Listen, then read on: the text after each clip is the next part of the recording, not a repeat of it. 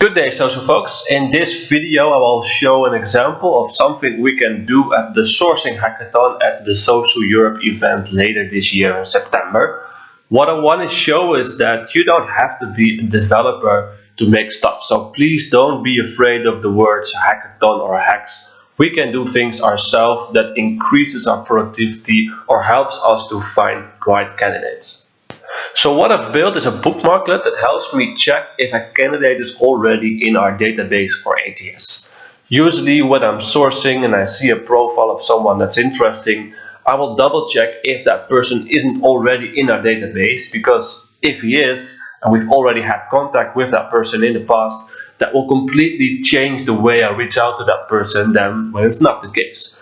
So what I usually had to do is select the name of the candidate, open the database, then go to the search function in that database, paste it there, hit search, and then it will do its search for me. Now this is not a very long procedure, it maybe only takes 45 to 60 seconds, but if I want to make that shorter, which I want, and eliminate like 5 or 6 clicks, I can do my job a lot faster. So what I've built is this bookmarklet, in which I only have to select the name of the person I want to look up, click on the bookmarklet, and the browser automatically opens the database and does the search for me.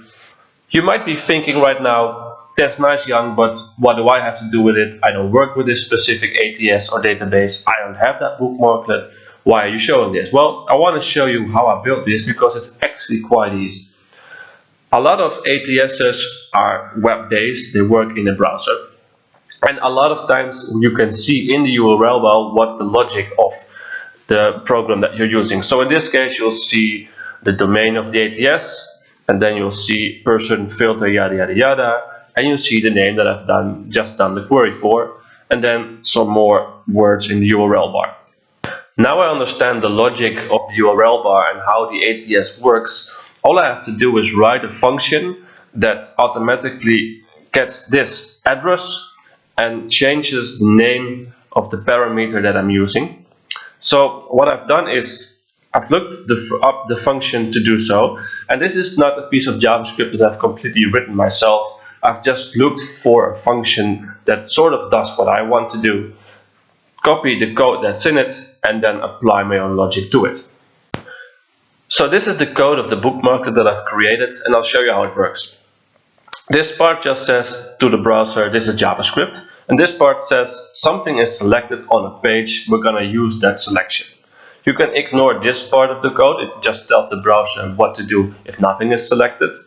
And this says if something is selected or highlighted, open a new window, paste this URL, enter the part that I've selected in this specific part, which is where the query is, and then enter the rest of the URL. So this code works for the ATS that I'm currently working with, but if you want to apply this to your own ATS, you just have to remember the logic, which is this part. Change the URL bit to what applies to you. Make sure that you enter the highlighted section at the right point, and then finish it with the rest of the URL if there is any. Then you copy this code. In your favorites or bookmarklets bar, you say I want to add a page, you can copy and paste the code here, give it a name, CU at EU, save it, and you're done. You've just created a bookmarklet.